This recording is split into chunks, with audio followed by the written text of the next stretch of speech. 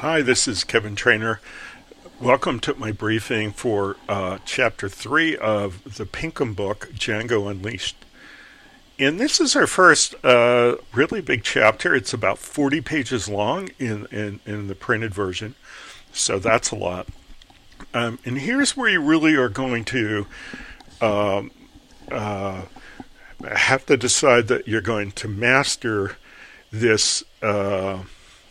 The mechanics of copying files from the repository that comes with a book and putting them into your version of the solution, the project that we called SU Organizer that we're building in PyCharm.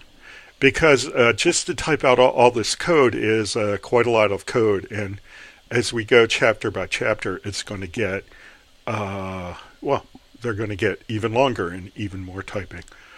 I want to remind you that the major typing exercise that I'm going to want you to be doing is on our series of coding assignments, where I'm going to be doing a tutorial video and I'm going to expect you to be typing behind me. So don't use up all your typing energy on the Pinkham book, or you'll be all typed out. Okay? So let's look at this chapter. It has, I think, a pretty good introduction to why we use a database to persist the values that we want to keep for our system. It talks about relational databases. I think it even points us to the appendix in the back on relational databases, and if you need to read that, this would be a nice time to do that. He goes on in 3.3 to talk about organizing our data, and this is, I think, the first time where we see that there are four entities that we're going to track. They're going to turn into four tables: tag, startup, news link, blog post. Okay? And tag is a social media a tag. It's something we use for categorizing content. Startup is an unfortunate and pretentious name for a company. Okay, so if you start a company and you expect to sell it to people and get rich, well, then you call it a startup. Okay? If you start a company that you expect to keep and have it be your professional employment, you just call it a company. All right? So this startup, I think, is an unfortunate name, and it's pretentious, but it's what he uses. So every time you hear startup, you've got to think company. That's why the first attribute under startup is name of company. Okay? Newslink is going to represent a news article that one's able to link to.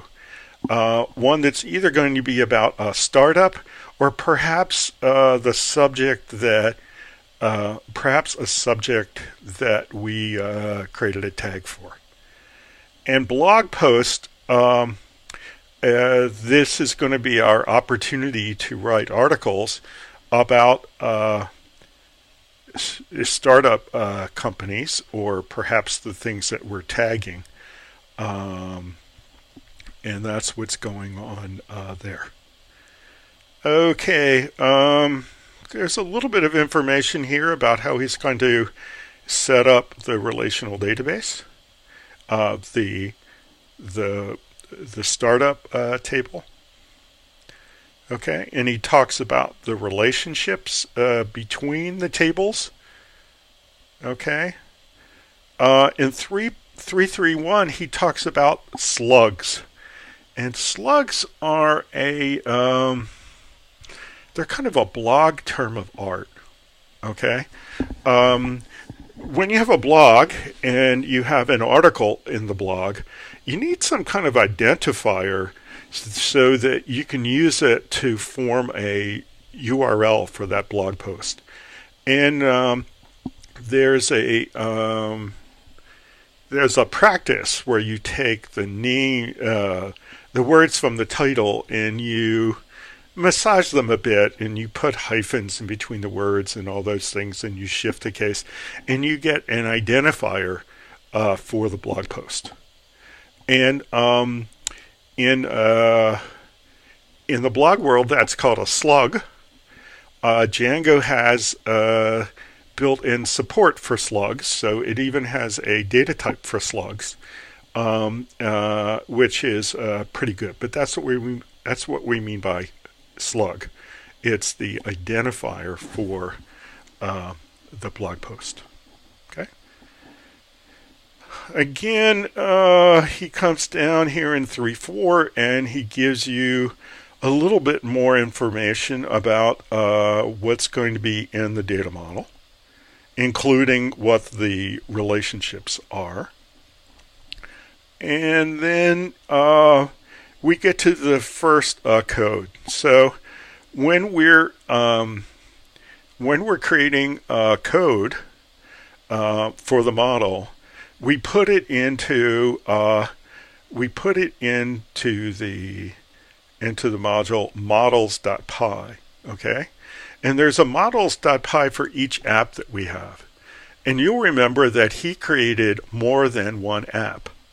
And so the models for our two apps, the blog has one model class, post. Okay, and then farther down, we'll see that the organizer part has several model classes: tag, startup, newslink. Okay, so there are 4 model classes altogether, but they're not in the same app. Now this is kind of interesting practice, because this might be a common thing if you had a multi-Django app application. Okay, so here's the code down here for the 3 model classes, and as you can see, these from our data model, these entities that will become tables, they're represented by a class in models.py. Okay, and this class is called tag, and it's a subclass of the model class with a capital M that's in the package models. Okay, so each one of our model classes is a subclass of the model class from the models package. And this use of a pass is just a placeholder so that the Python interpreter is not complaining about empty code blocks. We eventually replace that with the right stuff. As you're going to see in here, and as I'm going to do in our own a tutorial for this unit that we're in, the first thing that we do in each of these classes is that we define the fields. Okay, and what are the fields? Well, these fields are, in Python terms, they are the instance variables of the class. So we're going to have a class, say, startup, okay, and every instance is going to have a name, a slug, a description, a founded date, a contact, a website. And interestingly, the startup class is going to correspond to, in the physical database, a startup table, okay, and these fields are going to correspond to the columns in the table. So there'll be a name column, a slug column, a description column, etc. Okay, so he works this down here. Then we finally get to the point where we need to implement relationships between the tables. Okay, and one of the things that's kind of interesting, there are two basic kinds of relationships. There's the classic one-to-many. So the news link has a one-to-many relationship with the startup table. And so what we do is we create a field, startup, okay, and then each of the fields that we defined is from the models package. And again, I kind of skipped over these, but we have a char field, a date field. These correspond to the types of the columns, okay? And there's a foreign key. So we use models foreign key, and then we pass the value startup to say this startup field is going to point to a row in the. It's going to point to an instance of the startup class, which in the database is going to be a row in the startup table. Okay, so this is a simple one-to-many link. Okay, how do you create a many-to-many link? Well, you do it like we do down here on line 20. Okay, so this is we do it to tags.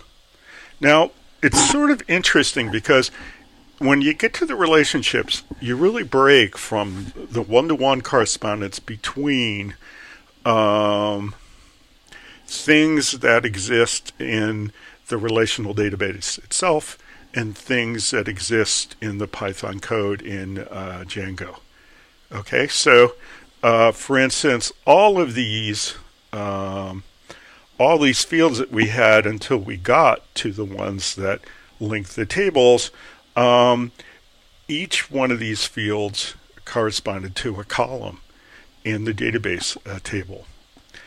When we have a one-to-many link, like we showed you down here, this actually is associated with a column in the table. So the news link table has a column. It's not really called startup. It's really called startup underscore ID. Startup ID, because that's the name of the foreign key, which is the name of the primary key for startup. Okay? So we say startup.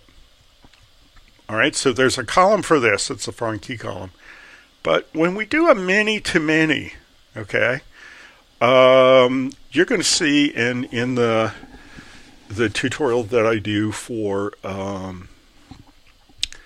this week's hand-in assignment, I'm going to go. I talk more specifically about the fact that these many-to-many relationships are actually implemented in the database by associative tables, but not in the Django code. In the Django code, we just have one line, and we say tags, and we use models.many-to-many field, and we say that it points across that tag. Okay, so these associative tables that you often see in the data model when you look at like a logical database design, they don't really have an equivalent in the internal Django constructs because Python can directly implement a many-to-many relationship. That's not true of relational databases.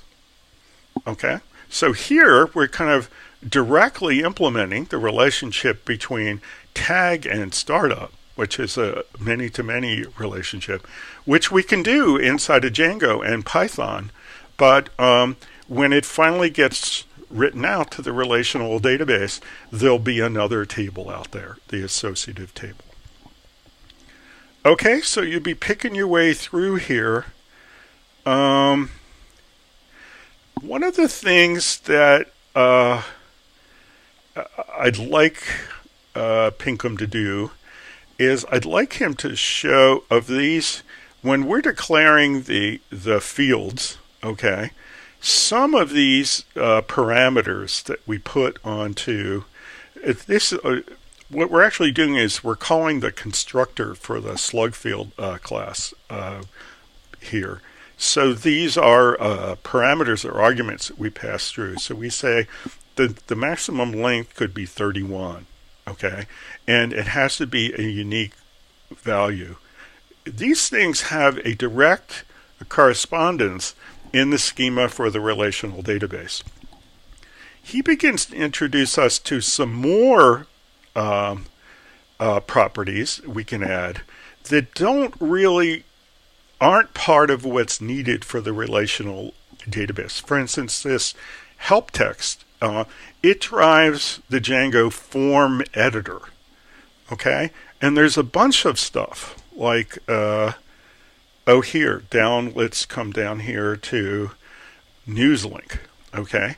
We're saying it's a date field and we're putting in date published.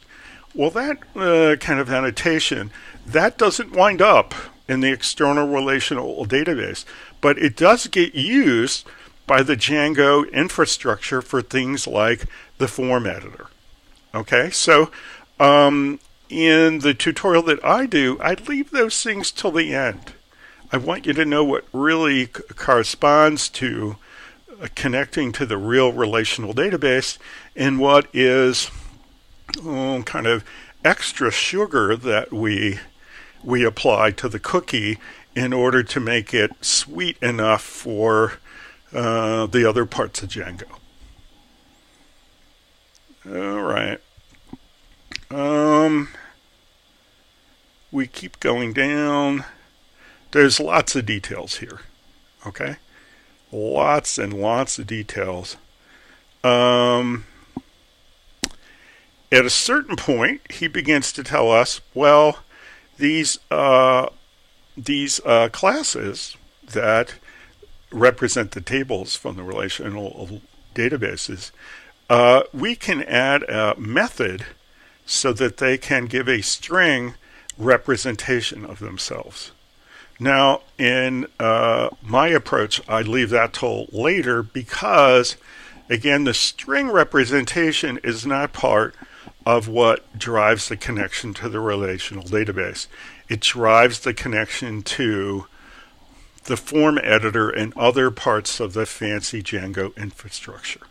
But he shows us how to do that. He has a lot of stuff in here that helps us create things that are going to be helpful in later chapters. Okay, I'm trying not to emphasize that all too much myself. He also shows us that each of these model classes can get an inner class added to them called meta, in which we can add even more information that can be used by the form editor. So for instance, ordering says what order should instances of the tag class occur in the form editor. Okay? Does that have anything to do with how we persist the values in the external relational database? Not a thing. Okay? This is extra sugar for the form editor. Is it important to us eventually? Yeah, because when we test our code for the assignment that we're doing this week, we will actually use the form editor. And we're going to add this extra sugar while we're trying to use the form editor. Okay? Here we're doing it kind of preemptively, and it doesn't have quite the same effect. Okay? So there's a lot of stuff that he is adding to these internal meta classes that are extra sugar that we're not going to need till later. Okay. Now he does a good discussion of migrations here. Essentially, every time we change the structure of our model, we're going to need to make a migration. So if we say make migrations all by itself without the name of the app, then it'll look at all of our apps and it will put a migration together for all of them. This creates code that will change the structure of the external database. Okay, so you have to make migration, and then after you do that, you have to migrate. Okay? Where's our migrate? He's got some interesting stuff here. But eventually we're going to migrate. Migrate. Okay? Very good. Okay. When you migrate, okay, what comes out of it? Well, a schema for the relational data. So we've come to section 3.6. And this is where we test the model that we created by populating the database. And the approach that Pinkham has is pretty interesting, and it's pretty educational. It's also a little tedious. So in the interest of not having this briefing video be too long, I'm going to break this and have a companion video for this section 3.6 on, and then we're going to set up the tools that we need to follow the text and take it from there. So I'll see you there. Bye bye.